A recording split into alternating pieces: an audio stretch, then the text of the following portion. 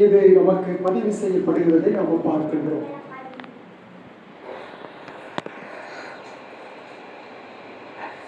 இந்த வேத பகுதி ரொம்ப வேதத்திலே எத்தனையோ சர்ச்சைக்குரிய பகுதிகளில் இதுவும் ஒன்றாக இருக்கின்றது. காரணம் என்னன்னு சொன்னால், இங்கே நடந்த இந்த சம்பவம் மற்ற 3 சுவிசேஷங்களில் பார்த்தீங்க சொன்னால், மத்தேயு, மார்க்கு, லூக்கா ஆகிய சுவிசேஷங்களிலே இயேசு கிறிஸ்து சிலுவைக்கு போவதற்கு சற்று முன்பதாக அவர் தேவாலயத்தை சுத்திகரிக்கின்றார் என்பதை 3 சுவிசேஷ எழுத்தாளர்கள் குறிப்பிடுகிறார்கள். ஆனால் யோவான் சுவிசேஷத்தில் மாத்திரம் ஆரம்பத்திலேயே இயேசு கிறிஸ்து இந்த தேவாலயத்தை சுத்திகரிப்பதை செய்தார் என்று உடனடியாகவே அவர் ஆரம்பத்திலேயே குறிப்பிடுகின்றார். ஆகவே இந்த முரண்பாடு வேதத்தில் இருக்கின்றது அப்படின்னு சொல்லி வேதத்தை நம்பாதவர்கள் அல்லது விமர்சிக்கிறவர்கள் சொல்லுகின்ற ஒரு கூற்று. வேத வல்லுநர்களுக்கிடையே இன்றைக்கும் கூட அதனுடைய சர்ச்சை நடந்து கொண்டே இருக்கிறது. ஆனால் உண்மை என்ன அப்படின்னு சொன்னால், இந்த தேவாலயத்தை சுத்திகரிப்பதனுடைய நிகழ்ச்சி 2 தடவை நடந்திருக்கிறதாக வேதத்தை நம்புகின்ற நல்ல இறையியல் அறிஞர்கள் கூறுகிறார்கள். 2 முறை இயேசு கிறிஸ்துவனுடைய ஆரம்ப காலகட்டத்திலையும் அவர் மரிப்பதற்கு சற்று முன்பதாக அவர் எருசலேமுக்கு வருகின்ற பொழுதும் இந்த நிகழ்வு நடந்ததாக விசுவாசிக்கின்றார்கள். அந்த விசுவாசத்தின் அடிப்படையில் நான் தனிப்பட்ட முறையில் படித்த சில புத்தகங்களின் அடிப்படையில் இந்த cleansing of the temple by Jesus 2 தடவை நடந்திருக்கும் என்று என்னுடைய தனிப்பட்ட விசுவாசம். ஆகவே இந்த கூற்றின் அடிப்படையில் பார்க்கின்ற பொழுது இந்த பரிசுத்த யோவான் ஆரம்பத்திலே நடந்த நிகழ்வாக குறிப்பிடுகின்றார். ஆனால் மற்ற 3 சுவிசேஷ எழுத்தாளர்கள் அதை குறிப்பிடாமல் எருசலேமிலே இன்னொரு தடவை நடந்ததாக அவர்கள் குறிப்பிடுவதையும் நாம் நம்ப ஏற்றுக்கொள்ள முடிய ஒரு கருத்தாக இருக்கிறது. ஆகவே இயேசு கிறிஸ்து இந்த இடத்திலே அவர் குறிப்பாக தம்முடைய முதலாவது அற்புதம் கானாவூர் கல்யாணத்திலே அவர் தண்ணீரை திராட்சரசமாக மாற்றி, பிறகு அவர் சில நாள் அங்கே அவருடைய தாயாருடனும் அவருடைய சகோதர சீஷர்களுடனும் தங்கி அவர்கள் கப்பர் நகுமுக்கு போய் அங்கே சில நாள் தங்கினார்கள் என்று வாசிக்கிறோம். அவர் ரொம்ப நாள் அங்கே இல்லை. ஆனால் அந்த கப்பர் நகுமில் சில நாள் தங்குகின்ற பொழுது அங்கே சில அற்புதங்களையும் அவர் செய்கின்றார். அந்த தேசத்திற்கு வரக்கூடிய நியாய தீர்ப்பையும் அவர் கூறுவதை நாம் பார்க்கின்றோம். 2வதாக நம்ம பார்க்கின்றோம் 13வது வசனத்தின்படி, பின்பு யூதருடைய பஸ்கா பண்டிகை சமீபமாக இருந்தது என்று பார்க்கின்றோம். அப்போ இது எல்லாமே இந்த இயேசு கிறிஸ்து முதலாவது பஸ்கா பண்டிகையை அனுசரிக்க அவர் இந்த இடத்துக்கு வருவதை நம்ம பார்க்கின்றோம். அப்போ நீங்கள் ஒவ்வொரு வசனமாக வாசித்து பார்த்தீங்கன்னா உங்களுக்கு புரியும். வசனம் 13 என்ன சொல்லுது அப்படின்னு சொன்னால், தேவாலய சுத்திகரிப்பு நடந்த சமயம், the time of the cleansing, எந்த சமயத்தில் அது நடந்தது.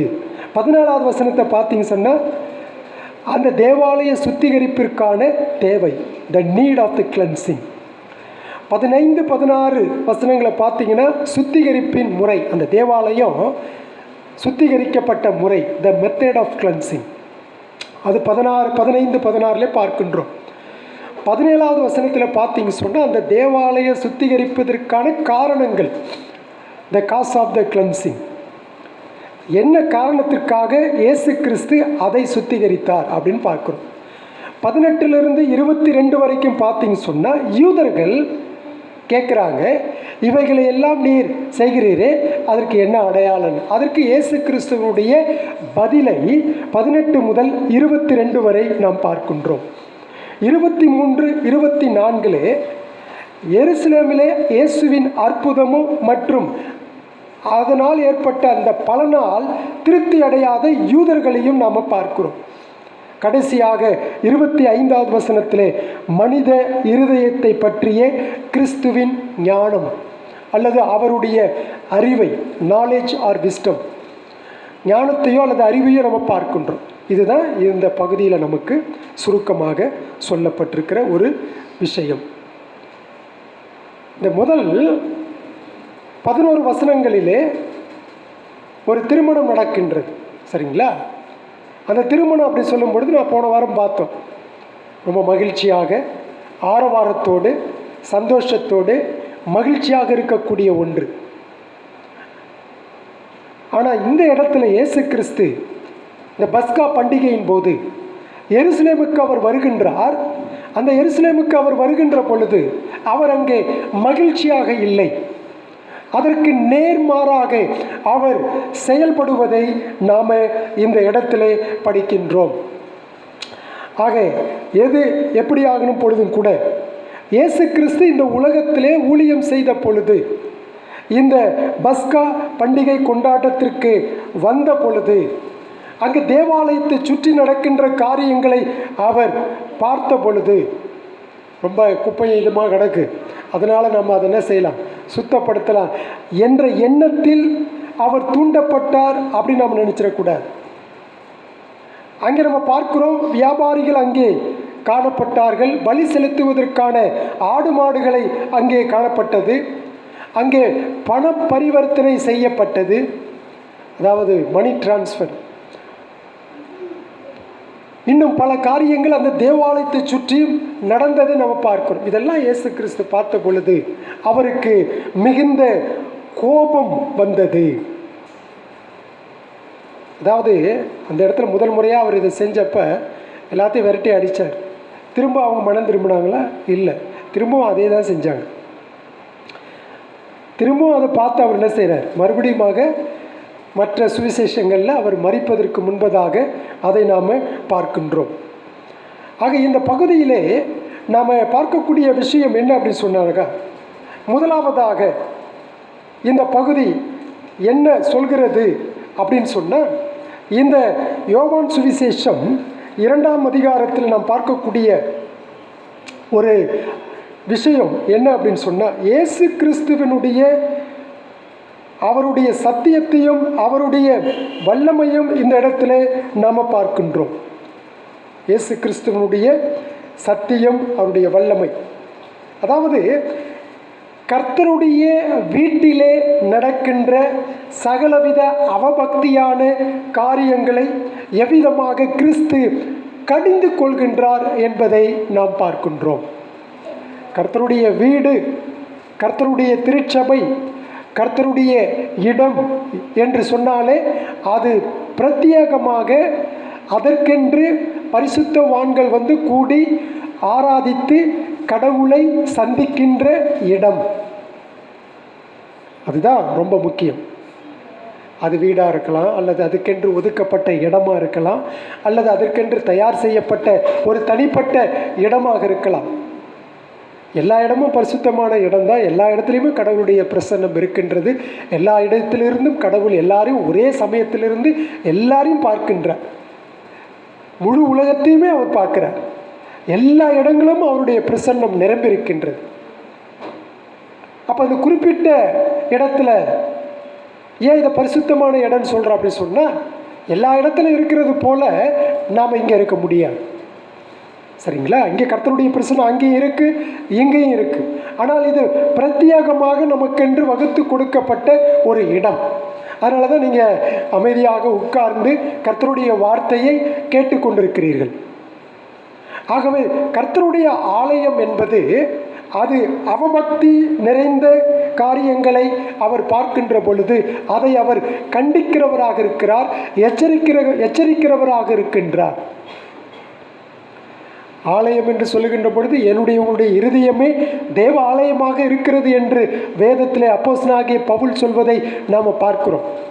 ஆனால் அதை தொடர்ந்து நாம் சபையாக கார்ப்பரேட் வர்ஷிப், சபையாக எல்லோரும் சேர்ந்து கூடி ஆராதிக்கின்ற அந்த இடத்திலே, அது பழைய ஏற்பாட்டிலே காணப்பட்ட அது எருசலேம் தேவாலயமாக இருந்தாலும், சாலமோன் கட்டின அந்த தேவாலயமாக இருந்தாலும் சரி, அல்லது ஆசரிப்பு கூடாரமாக இருந்தாலும் சரி, அங்கே அவபக்தி என்றால் கடவுள் தமது பிரசன்னத்தை மூலமாக அங்கு எடுத்துக்கொள்கின்றார். அது மாத்திரமல்ல, அவர் அங்கே எச்சரிக்கிறவராக இருக்கின்றார். கடவுள் அவருடைய பிரசன்னத்தை தவறாக பயன்படுத்துகின்ற பொழுது, இப்போ தேவாலயத்துக்கு வரார், அங்கே என்ன பார்க்குறோம்? ஆடுகள் இருக்கிறது, மாடுகள் இருக்கின்றது, புறாக்கள் இருக்கின்றது.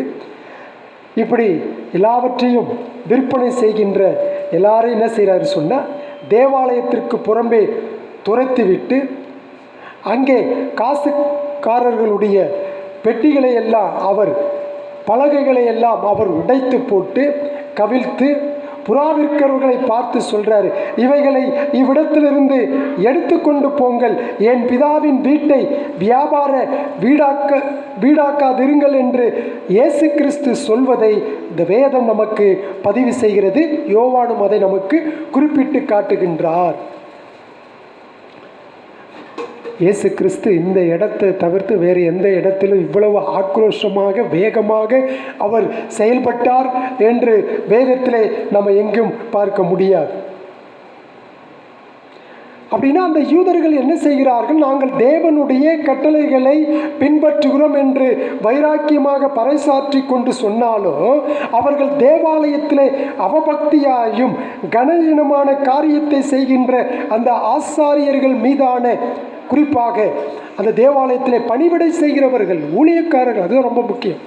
தேவாலயத்திலே ஆசாரியர்களாக பணிவிடை செய்து கொண்டிருக்கின்ற அந்த ஆசாரியர்கள் மீதான கிறிஸ்துவின் பரிசுத்த கோபத்தையே இந்த பகுதி நமக்கு வெளிப்படுத்துகின்றது. அதுதான் இங்கே நம்ம பார்க்கிறோம். அவருடைய 3.5 வருட ஊழிய காலத்திலே தனது பிதாவினுடைய வீட்டில் பயபக்தியற்ற காரியங்கள் நடைபெற்று கொண்டு வருவதை பார்த்த இயேசு கிறிஸ்து என்ன செய்கிறார்? அவர் தனது ஊழியத்தின் ஆரம்பத்தில், பிறகு ஊழியத்தின் முடிவிலே, மற்ற 3 சுவிசேஷங்கள், இந்த 2லுமே அந்த அவபக்தியாய் நடக்கின்ற தேவாலயத்தை சுற்றிலும் காணப்படுகின்ற அந்த அவபக்தியின் நிலைமையிலே அவர் எச்சரிப்பதை நம்ம பார்க்கின்றோம். அந்த 2 முறையும் அவர் எருசலேமுக்கு போகிறாரு. அந்த 2 முறையும் பஸ்கா பண்டிகை தான். அந்த 2 முறையில் பார்க்கிறோம், என்ன பார்க்கிறோம்? அவர் தனது அதிருப்தியும் கோபத்தையும் அந்த யூத மதவாதிகள் மீதும் தேவாலயத்தில் பணிவிடை செய்த ஆசாரியர்கள் மீதும் வெளிப்படுத்தினார். ஆகவே அவருடைய நியாயமான கோபத்திற்கான காரணம் நம்முடைய மனதில் ஆழமாக பதியணும் அப்படி என்பதற்காக தான் அதை 2 முறை அவர் அதை செய்கின்றார். தேவாலயத்தை அவர் சுத்திகரிக்கின்றார்.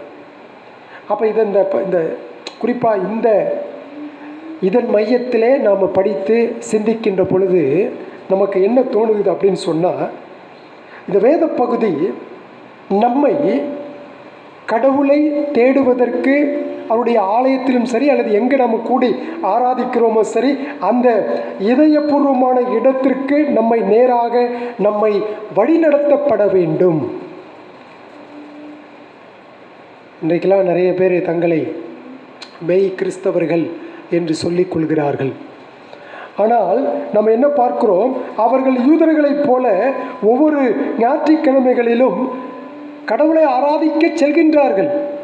ஆனால் உண்மையிலேயே அவர்கள் இருதயபூர்வமாக கடவுளை ஆராதிக்கிறார்களா என்ற கேள்வி கேட்கின்ற பொழுது அதற்கான பதில் அவர்களுடைய மனசாட்சியிலே தான் சொல்லப்படும். அவர்கள் தேவனுடைய வீட்டிற்குள் தங்களது பணத்தையும், தங்களது நிலங்களையும், தங்களது வீடுகளையும், தங்களது ஆடு மாடுகளையும் மற்றும் பிற உலக காரியங்களையும் கொண்டு வந்து கடவுளிடத்திலே அவர்கள் செலுத்துகிறார்கள். அநேக இடத்துங்களில் மிஷினரிமார்கள் வந்து நம்முடைய இந்திய தேசத்தில் ஊழியம் செய்து நிறைய சொத்துக்களை வாங்கி தேவாலயத்தை கட்டி அதை சுற்றிலுமாக அந்த மக்கள் முன்னேற்றம் அடைவதற்கு பல காரியங்களை எல்லாம் செய்திருக்கிறார்கள். இப்போ எங்கள் ஊர் நாமக்கல்லில் பார்த்தீங்கன்னா எஸ்பிஎம், அதுக்கு பேர் எஸ்பிஎம் காம்பவுண்டுன்னு சொல்லுவார்கள். தேவாலயம் நடுவில் இருக்கும், அதை சுற்றி பெரிய இடங்கள்லாம் காணப்பட்டது. அந்த இடத்துல சுற்றிலும் பள்ளிக்கூடங்கள், அதை சுற்றிலும் பார்த்தீங்க சொன்னால் நிறைய இடம் இருந்துச்சு. எந்த தேவாலயத்துக்குள் எந்த மனுஷன் வந்து கடவுளை ஆராதித்தானோ அந்த மனுஷனே இன்றைக்கு 2ஆம் தலைமுறை 3ஆம் தலைமுறை அந்த மனுஷன் என்ன செஞ்சிட்டாங்க தெரியுங்களா? அதை சுற்றி இருக்கிற எல்லா நிலத்தையும் விட்டு சாப்பிட்டுட்டான். சுற்றி இருக்கிற எல்லா நிலத்தையும் விட்டுட்டு சாப்பிட்டுட்டான். அவங்களும் பேப்டிஸ்ட் சேர்ந்தவங்க தான். அதில் பேப்டிஸ்டுக்காரங்களாம் பரலோகம் போயிடுவாங்களான்னு நினைக்க வேண்டாம். அவங்களும் பாரம்பரியமாக வந்தவங்க தான். கடவுளுடைய சொத்தை, கடவுள் தமக்கென்று பராமரிப்புக்காக கொடுத்த அந்த சொத்தை தம்முடைய ஜனங்களுக்காக அவித்து சாப்பிட்டுட்டான்.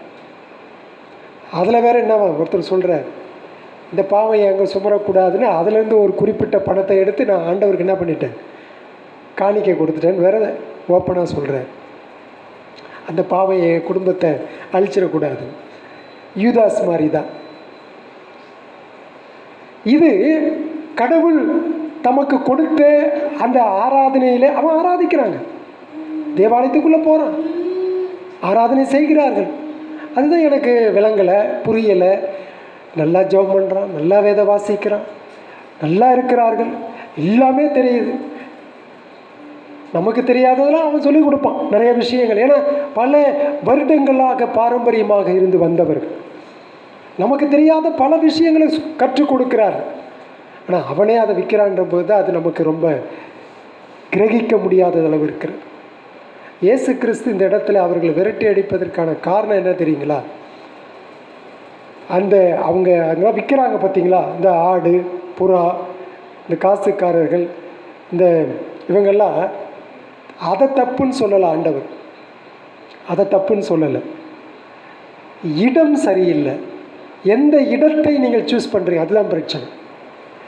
ஏனென்றால் பஸ்கா பண்டிகைக்கு வருகிறவர்களுக்கு தேவையான பலி செலுத்துவதற்கு தேவையான ஆடு அவசியம், மாடு அவசியம், புறா அவசியம். இதில் இல்லாமல் பலி செலுத்த முடியாது. ரொம்ப தூரத்தில் இருந்து, குறிப்பாக எருசலேமில் இருக்கக்கூடியவர்கள் 15 மைலுக்கு அப்பால் அல்லது 20 மைலுக்கு அப்பால் இருக்கக்கூடிய 12லிருந்து 17 தாண்டினாவே எல்லா ஆண்களும் அந்த பஸ்கா பண்டிகைக்கு வர வேண்டும். அவர்கள் அங்கிருந்து என்ன செய்ய முடியாது, ஆட்டையோ மாட்டையோ பிடிச்சிக்கலாம் இழுத்துட்டுலாம் வர முடியாது, நடப்பயணம் அப்போல்லாம். ஆகவே தேவாலயத்தை சுற்றி என்ன செய்யப்படுகின்றன அது இருக்கும். ஆனால் தேவாலயத்திற்கு சுற்றின்னு சொல்லும் பொழுது அது இருக்க வேண்டிய இடத்திலே காணப்பட வேண்டுமே தவிர அது தேவாலயத்துக்குள்ளே கொண்டு வந்துட்டான். அதுதான் இயேசு கிறிஸ்து என்ன சொல்கிறார், என்னுடைய பிதாவின் வீட்டை வியாபார வீட்டாக்காதிருங்கள். அதனால தான் அவருக்கு கோபம் வருவதை நம்ம பார்க்கின்றோம். ஆகவே இந்த இடத்துல நாம் மெய்யான ஆராதனைக்கு நாம் இங்கே அழைக்கப்பட்டிருக்கின்றோம். நீங்கள் இங்கே தான் இருக்கிறீங்க. உங்களுடைய சிந்தனை, உங்களுடைய எண்ணம், உங்களுடைய செயல்பாடுகள், உங்களுடைய மனசாட்சி எல்லாம் எதில் இருக்கின்றது என்பதை நாம் பார்க்க வேண்டும். இந்த 2வதாக இந்த பகுதியிலே நாம் கற்றுக்கொள்கின்ற ஒரு பாடம் என்ன தெரியுங்களா? வெகு நாட்களுக்கு முன் சொல்லப்பட்ட வேத சத்தியத்தை நினைவு கூறவும் அவைகளின் அர்த்தத்தை ஒரு நாளிலே ஜனங்கள் எவ்வாறு உணர்கிறார்கள் என்பதை இந்த வசனங்களிலிருந்து நாம் கற்றுக்கொள்கின்றோம். அதாவது 18வது 19வது வசனம் பாருங்கள். அப்பொழுது யூதர்கள் அவரை நோக்கி, நீர் இவைகளை செய்கிறீரே, இதற்கு என்ன அடையாளத்தை எங்களுக்கு காண்பிக்கிறீர் என்று கேட்டார்கள். இயேசு கிறிஸ்து சொல்றார், நீ இப்படி கயிற்றினால் சவுக்கையை உண்டு பண்ணி எங்களை விரட்டுகிறீரே, எங்களை இப்படியெல்லாம் நீ செய்கின்றீரே, எந்த அதிகாரத்தினால் இவைகளை நீர் செய்கிறீர், எங்களுக்கு அடையாளத்தை காட்டும். எப்போ பார்த்தாலும் யூதர்களுக்கு இது ஒரு பெரிய பிரச்சனை தான். ஆரம்பத்திலிருந்து முடிவு வரைக்கும் அவரை அடையாளமாக கேட்டார்கள். அப்போ ஆண்டவர் சொல்கின்றார், நீங்கள் நிதானித்து பாருங்கள் சொல்லி. இந்த இடத்துல நம்ம பார்க்கின்ற ஒரு விஷயம் என்ன தெரியுமா? இயேசு கிறிஸ்து சொல்றாரு, இந்த ஆலயத்தை இடித்து போடுங்கள், 3 நாளைக்குள்ளே இதை எழுப்புவேன் என்றார். இயேசு கிறிஸ்து அதை சொல்லுகின்றார். அப்படின்னா அவர் என்ன சொல்ல வர்றாரு? அவர் சொல்லுகிறது ஆவிக்குரிய கருத்தை, ஆவிக்குரிய சிந்தையை, ஆவிக்குரிய உணர்வை வெளிப்படுத்தி சொல்கின்றார். இந்த ஆலயத்தை இடித்து போடுங்கள், அதை நான் 3 நாளைக்குள்ளாக எழுப்புவேன் அப்படின்னு அவர் சொல்றது என்ன சொன்னா, அவர் தம்முடைய சரீரத்தை குறித்து பேசுகின்றார். ஆரம்பத்திலேயே தம்முடைய மரணத்தையும் தம்முடைய அடக்கத்தையும் தம்முடைய உயிர்த்தெழுதலையும் குறித்து இயேசு கிறிஸ்து குறிப்பிட்டார் என்று பரிசுத்த யோவான் நமக்கு சொல்லுகின்றார். அப்படி அவர் சொன்னாலும் கூட அன்றைக்கு அங்கிருந்த யூதர்கள், அதாவது அவருடைய சீஷர்களால் அதை அவர்களுக்கு விளங்கி கொள்ள முடியவில்லை, புரியவில்லை. அதை எப்போ அவங்க விளங்கிட்டாங்க? இவர் இப்படி சொன்னதை அவர் எப்பொழுது அவருடைய சீஷர்கள் விளங்கி கொண்டார்கள் அப்படின்னு சொன்னால், அவருடைய உயிர்த்தெழுதலுக்கு பிறகுதான் அவரை விசுவாசித்தார்கள். அவர் இதைதான் சொன்னார் என்பதை அவர்கள் நினைவு கூர்ந்ததாக நாம் வேதத்தில் படிக்கிறோம். அவர் மரித்தோரிலிருந்து எழுந்த பின்பு, அதாவது இவைகளை இயேசு கூறி 3 வருடங்களுக்கு பிறகு அவருடைய சீடர்களின் மனதில் இதனுடைய அர்த்தம் திடீரென்று அவர்களுக்கு உதித்தது. வேதத்தை நம்ம படிப்போம், ஆனால் அன்றைக்கு அந்த விஷயத்தை நம்ம விளங்கி கொள்ள மாட்டோம். என்றைக்கும் 3 வருஷத்துக்கு முன்பதாக அல்லது 2 வருஷத்துக்கு முன்பதாக படித்த வேத பகுதி 2 வருஷத்துக்கு பிறகு 3 வருஷத்துக்கு பிறகு தான் விளங்கி கொள்ள முடியும். சில நேரங்களில் ஆவியானவர் அப்படிதான் நம்மை வழிநடத்துகின்றார். ஆக கடந்த 3 அந்த சீஷர்கள் இருந்த இயேசுவோடு இருந்த அவர்கள் அந்த 3 வருடங்களாக அது அவர்களுக்கு அவர் சொன்ன அந்த விஷயம் அவர்களுக்கு சரியாக விளங்கி கொள்ளவில்லை. அது அவர்களுக்கு பயனற்றது போன்று தோன்றிவிட்டது. ஆனால் 3 வருடங்களுக்கு பிறகு அது அவர்களுடைய மனதிலே கல்லறையில் உள்ள கனிக்கூடாத ஒரு விதையைப் போல உறங்கி கொண்டிருந்தது.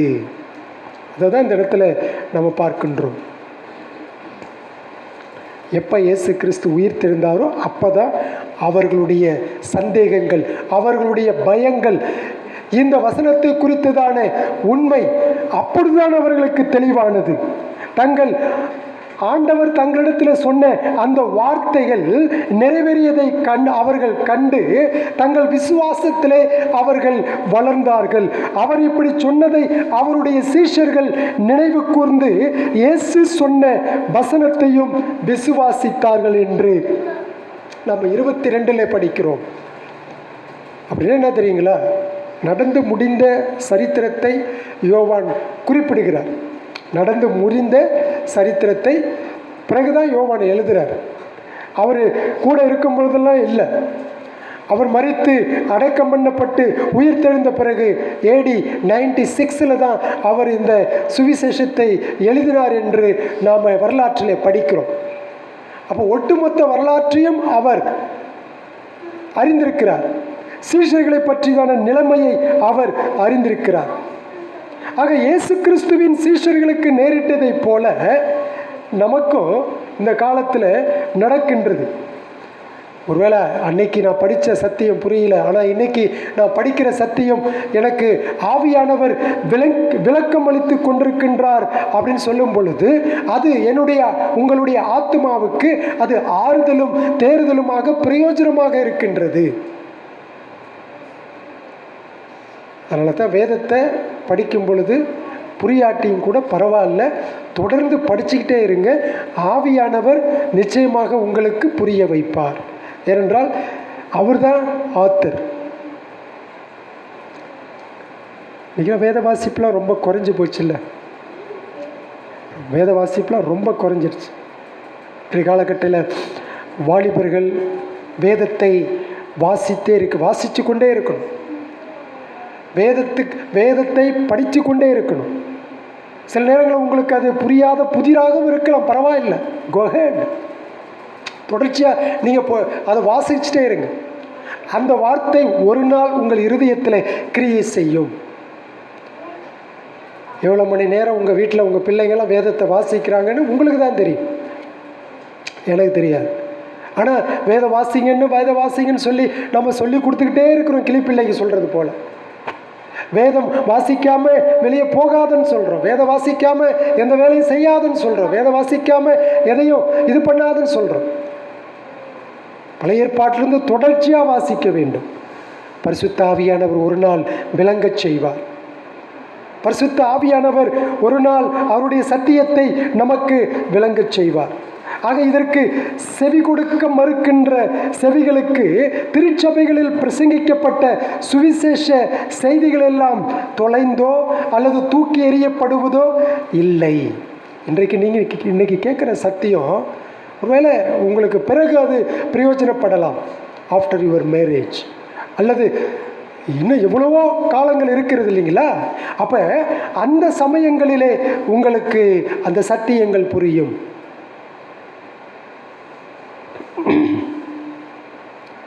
அநேக நேரங்களிலே பிரச்சனைகள் நேரத்தில் நம்ம உங்களுக்கு வேதத்திலிருந்து கவுன்சிலிங் கொடுக்குறோம். அப்போ அந்த கவுன்சிலிங் அந்த நேரத்தில் உங்களுக்கு புரியாமல் இருக்கலாம். ஆனால் இன்னொரு நேரத்தில், ஓ பாஸ்டர் இதுதான் சொன்னார், அதான் இப்படி நடந்திருக்கு. நான் என்னுடைய யோசனையை சொல்கிறதில்லை, கடவுளுடைய வார்த்தையில் இருக்கக்கூடிய கடவுளுடைய ஆலோசனைகளை சொல்லுகின்றேன். ஆக பெற்றோர்களால் பிள்ளைகளுக்கு போதிக்கப்படுகின்ற வேத வாக்கியங்கள் எதுவும் வீணாய் போவதில்லை. பிள்ளைகளுக்கெல்லாம் நல்லா சொல்லி கொடுத்துட்டே இருங்க, நல்லா சொல்லி கொடுத்துக்கிட்டே இருக்க வேண்டும். இந்த வயசில் சின்ன பிள்ளைகளுக்கு நீங்கள் வேதத்தை சொல்லி கொடுக்கின்ற பொழுது அவன் மனப்பாடம் செய்து அதை திரும்ப திரும்ப சொல்லுகின்ற பொழுது அதை அவன் சொல்லக்கூடிய வயசு அது. ஆகவே சிறு பிள்ளையாக இருக்கிறான்னு சொல்லி நம்ம என்ன செய்யக்கூடாது, அலட்சியமாக நாம் எண்ணிடக்கூடாது. ஆக பல வருட காலங்களுக்கு பிறகும் முன்பு போதிக்கப்பட்ட சுவிசேஷ செய்திகளும் பிரசங்கங்களும் போதனைகளும் வேத ஆலோசனைகளும் நமக்கு பிற்காலத்திலே உதவும். நீங்கள் அதை தான் பார்க்குறோம். அன்றைக்கி அவங்களுக்கு புரியல, ஆனால் பிறகு புரிஞ்சது.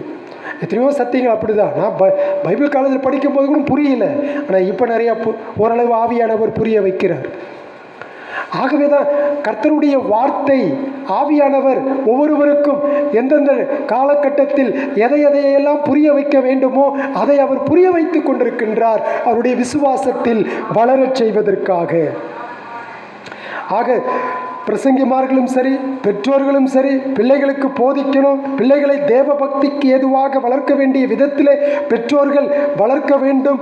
அவர்கள் வேத சத்தியமாக நல்ல விதையை விசுவாசத்தோடும் பொறுமையோடும் விதைக்க வேண்டும். ஒரு காலத்தில் அது பலன் நிச்சயமாக கொடுக்கும். அதை தான் இந்த இடத்துல நம்ம படிக்கின்றோம். அடுத்து நீங்கள் பார்த்தீங்கன்னா இந்த யோவான் சுவிசேஷம் 2ஆம் அதிகாரத்தில் 23, 24, 25 வாசித்து பார்க்கின்ற பொழுது இயேசு கிறிஸ்து எல்லோரையும் அவர் அறிந்தவராக இருக்கின்றார். அதாவது மனித இருதயத்தை பற்றின நமது ஆண்டவராகிய இயேசு கிறிஸ்துவனுடைய ஞானம் எவ்வளவு பூரணமாக இருக்கிறது என்பதை இந்த வசனங்களிலிருந்து நாம் கற்றுக்கொள்கின்றோம். ஒவ்வொரு மனிதனை பற்றி தான பூரண அறிவு இயேசு கிறிஸ்துவினிடத்திலே காணப்பட்டது. முதல் முறையாக இயேசு கிறிஸ்து எருசலேமில் இருந்த பொழுது அவரிடத்தில் விசுவாசம் வைத்தவர்களை நம்பி அவர் இணங்கவில்லை என்று வேதம் கூறுகிறது. எத்தனையோ பேர் விசுவாசம் வச்சாங்க இயேசு கிறிஸ்துவின் மீது. அவர்களுக்கு அவர்கள் இடத்திலே காணப்பட்ட அந்த விசுவாசம் மெய்யான விசுவாசமா, இல்லை எதன் அடிப்படையிலே அவர்கள் அவரை விசுவாசிக்கிறார்கள் என்பதை அவர் தேவனாக இருந்ததினாலே அறிந்திருந்தார். அவர் மீது விசுவாசம் வைத்தவர்கள் நம்பிக்கைக்கு உரியவர்கள் அல்ல என்பதை தேவகுமாரன் அறிந்திருந்தார். நிறைய பேர் அவர் செய்த அற்புதங்களை கண்டு அவர்கள் பிரமித்தார்கள்.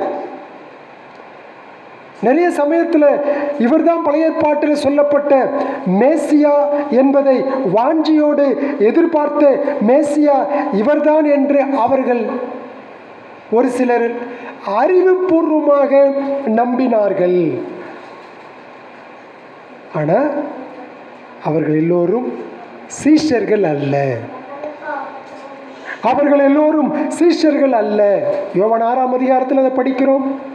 யோவான் 8ஆம் அதிகாரத்தில் படிக்கிறோம். என்ன படிக்கிறோம்? அவர் அற்புதம் செய்ததை பார்த்து அநேகர் அவரிடத்தில் பின் சென்றார்கள். யோவான் 8ஆம் அதிகாரத்தில் படிக்கிறோம், அநேகர் அவரை பின்பற்றினார்கள், ஆனால் எல்லாரும் அவருடைய சீஷர்கள் அல்லவே. நான் ஏற்கனவே சொல்லியிருக்கிறேன், வாட் இஸ் டிசைபிள்ஸ்? சீஷன் என்றால் என்ன அப்படின்னு சொன்னால், இயேசு கிறிஸ்துவை ஆண்டவராக இரட்சகராக மாத்திரம் அறிவுபூர்வமாக நம்பி விசுவாசிப்பது மாத்திரமல்ல, அதை தொடர்ந்து அனுதினமும் அவருடைய சிலுவையை எடுத்துக்கொண்டு வருகிறவன் தான் உண்மையான சீஷன். சிலுவைனாலே உங்களுக்கு புரியுதா? பாடுகளும் உபத்திரவங்களும் பிரச்சனைகளும். இந்த பாடுகளும் உபத்திரவங்களும் பிரச்சனைகளும் நிறைந்தவன் சீஷன். ஆனால் இவங்க எல்லாரும் விசுவாசித்தாங்க. ஆனால் அவர் எப்படி விசுவாசிக்கிறார்கள் என்பதை அவர் நன்றாக அறிந்திருந்தபடியால் அவர்களை நம்பி அவர் இணங்கவில்லை. இந்த இடத்துல ஒரு கேள்வி, என்னுடைய விசுவாசம், உங்களுடைய விசுவாசத்தை நம்பி ஆண்டவர் இணங்குகின்றாரா இல்லையா? உங்களுடைய விசுவாசம் எப்படிப்பட்டதாக இருக்கிறது? உங்களுடைய விசுவாசம் வெறும் அறிவுபூர்வமான விசுவாசமாக இருக்கிறதா, அல்லது கர்த்தர் எதிர்பார்க்கின்ற அந்த வசனத்தோடு ஒப்பிட்டு பார்க்கப்படுகின்ற விசுவாசமாக இருக்கின்றதா? அன்றைக்கு அவர்கள் விசுவாசித்தார்கள் என்று சொல்லப்பட்டிருக்கிறதே, அவர்கள் மெய் விசுவாசிகள் அல்ல. அவர்களுடைய உணர்வுகள் மேலோங்கி இருந்த போதிலும் அவர்களுடைய இருதயம் கர்த்தரின் பார்வையில் சீரானதாக இருக்கவில்லை. அதான் ஏற்கனவே சொன்னது மாதிரி, அவங்க ஆலயத்துக்குள்ளே தான் இருக்கிறாங்க, ஆனால் அவர்களுடைய உதடுகள் அறிக்கையிட்ட போதிலும் அவர்களுடைய உள்ளான மனித இருதயம் புதுப்பிக்கப்படவில்லை. இப்போ அவங்களாம் எப்படி? கற்பாறையில் விதைக்கப்பட்ட அந்த விதையை போன்று காணப்பட்டார்கள். அதை இயேசு நன்கு அறிந்திருந்தார்.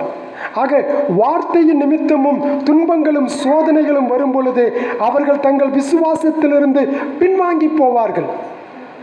அதுதான் அந்த ஊமை நமக்கு போதிக்கிறது. இதையெல்லாம் இயேசுவை சுற்றி இருந்தவர்கள் அறியாத போதும் இயேசு கிறிஸ்து அறிந்திருந்தார். அவரை சுற்றி எத்தனையோ பேர் இருந்தாங்க, அத்தனை பேருடைய விசுவாசத்தையும் அவர் அறிந்திருந்தார். இன்றைக்கு உங்களுடைய விசுவாசம் எப்படிப்பட்டதாக இருக்கிறது?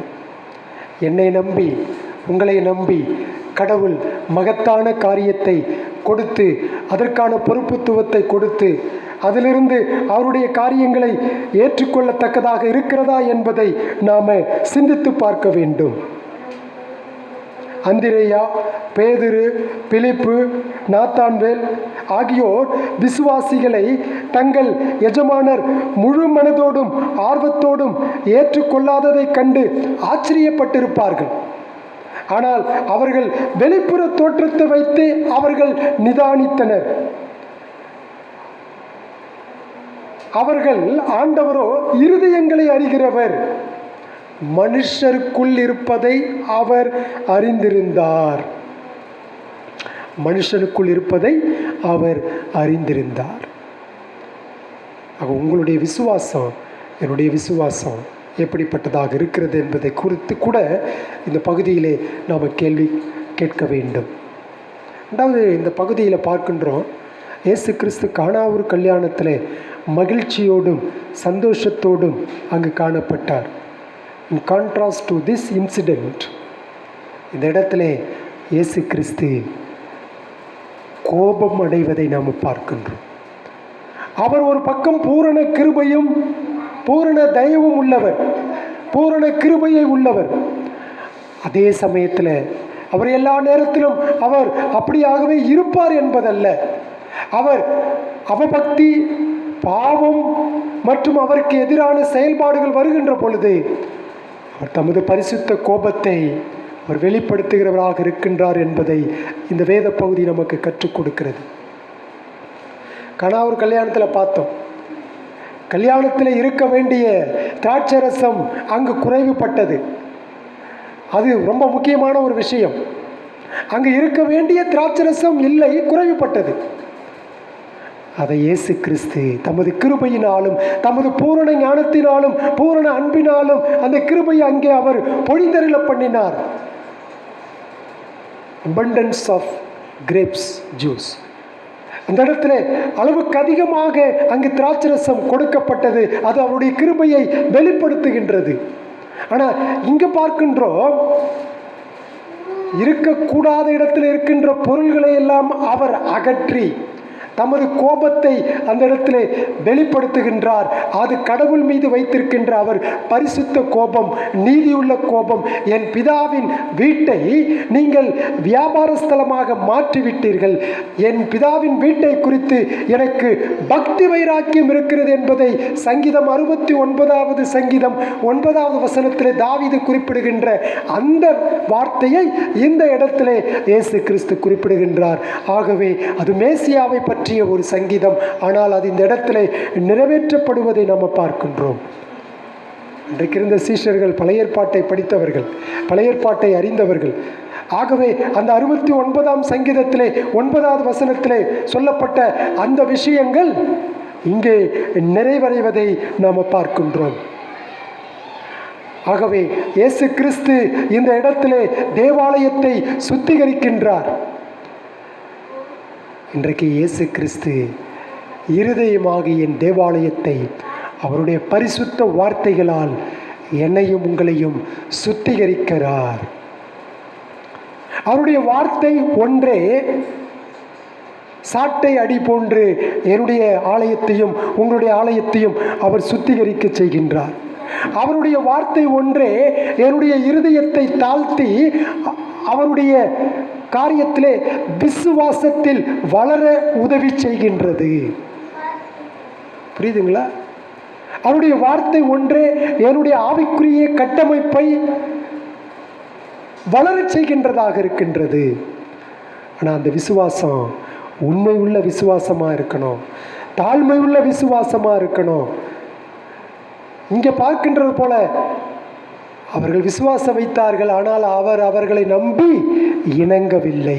அப்படிப்பட்டதான விசுவாசமாக, ஒரு போலியான விசுவாசமாக இருந்துவிடக்கூடாது என்பதுதான் இந்த தேவாலய சுத்திகரிப்பின் மூலம் எனக்கும் உங்களுக்கும் கடவுள் கற்றுக் கொடுக்கிறார். எப்படி அவர்களுடைய உதடுகள் பாடினது, துதித்தது, ஆனால் அவருடைய இருதயம் வெகு தூரமாக இருந்தது. அதுபோல இல்லாமல் நம்ம ஆராதிக்கிறது 1.5 மணி நேரமாக இருந்தாலும் சரி, என்னுடைய இருதயம் கடவுளுக்குள்ளாக சார்ந்திருக்க வேண்டும், கடவுளுக்குள்ளாக இணைந்திருக்க வேண்டும், கடவுளுக்குள்ளாக பயபக்தியோடு காணப்பட வேண்டும். அதனால தான் நீ தேவாலயத்துக்கு போகும் பொழுது உன் நடையை காத்துக்கொள் அப்படின்னா என்னது? நேராக நடந்து வருதுன்னு அர்த்தமா? அப்படி இல்லை. தேவாலயத்துக்கு போகும்போது அப்படின்னா என்ன அர்த்தம்? சாலமன் சொல்கிறது, அங்கே கடவுளுடைய பிரசன்னம் இருக்கிறது. அமைதியாக இருந்து கடவுள் ஆரம்பம் முதல் முடியும் வரை தொழுது கொள்ள வேண்டிய இடம், ஆராதனிக்கப்பட வேண்டிய இடம், போற்றப்பட வேண்டிய இடம். வார்த்தைகளும் சுருக்கமாக இருப்பதாக அப்படின்னா என்னது? அளப்பாதன்ற தேவாலயத்தில் போய் நீ அளப்பாதன்னு சொல்ற. அனைத்தும் அவரை மகிமைப்படுத்தும் விதமாக இருக்க வேண்டும். ஆனால் இன்றைக்கெல்லாம் தேவாலயத்தை சுற்றிலும், தேவாலயத்துக்குள்ளேயும் பிரச்சனை, தேவாலயத்துக்கு வெளியிலும் பிரச்சனை. அங்கே உள்ளுக்குள்ளே இருக்கிற போதகரும் பிரச்சனை, விசுவாசிகளும் பிரச்சனை. அங்கே வெளியில் இருக்கிற எப்படி வியாபார ஸ்தலமாக மாற்றப்பட்டதோ இன்றைக்கும் வியாபார ஸ்தலமாக மாற்றப்பட்டு விட்டது. அதை தான் இயேசு கிறிஸ்து கண்டிக்கிறார், எச்சரிக்கிறார். என்னுடைய பக்தி, உங்களுடைய பக்தி வேதத்தின் அடிப்படையில் காணப்பட வேண்டும். அதை பார்த்து கடவுள் மகிமைப்பட வேண்டும். என்னுடைய ஆராதனையின் மூலம் அவர் சுகந்த வாசனை பலியாக அதை அங்கீகரிக்க வேண்டும். ஜெபிப்போம். அன்பும் கிருபையும் மிகுந்த நல்ல ஆண்டவரே, உம்முடைய நல் வார்த்தைகளுக்காக ஸ்தோத்திரம். கர்த்தாவே, இந்த தேவாலய சுத்திகரிப்பின் மூலம் நீர் எங்களோடு இடைப்பட்டதற்காக ஸ்தோத்திரம். கர்த்தாவே, இருதயமாகிய எங்களது ஆலயத்தை உமது வார்த்தையினாலே பரிசுத்தப்படுத்தும். உமது வார்த்தையினாலே உண்மையான விசுவாசத்தில் வளரச் செய்யும். உம்முடைய வார்த்தையினாலே எங்களுடைய ஆவிக்குரிய வாழ்க்கை கட்டப்பட கிருபை செய்யும். இங்கே வந்திருக்கிற ஒவ்வொருடைய இருதயத்தையும் உம்முடைய விசுவாசத்தினாலே நிரப்பச் செய்யும். ஆண்டவர் இயேசு கிறிஸ்து மூலம் ஜெபிக்கிறோம் ஜீவனுள்ள நல்ல பிதாவே, ஆமென். திருவிருந்துக்காக நாம் கர்த்தருடைய வார்த்தையிலே